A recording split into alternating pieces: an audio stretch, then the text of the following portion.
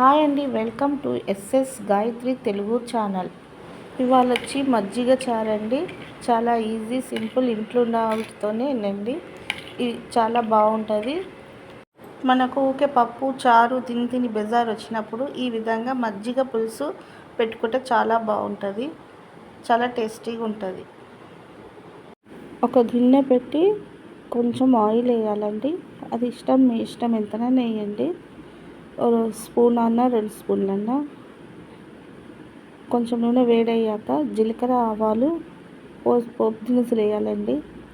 జీలకర్ర ఆవాలు తర్వాత అవి వేగాక కొంచెం ఎర్రగా అయినాక కరివేపాకు ఎండుమిర్చి వేయాలండి.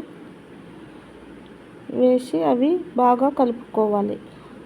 కొంచెం ఎర్రగా అయ్యేంత వరకు కలుపుకోవాలి.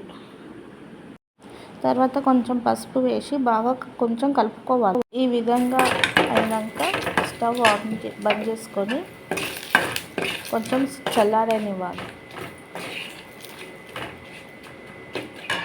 చల్లగైన తర్వాత ఒక గిన్నెలోకి పెరుగు తీసుకొని ఇట్లా మజ్జిగలాగా చేసుకొని తాలింపు ఇంత సాల్ట్ అలా వేసుకోవాలండి. అంతే,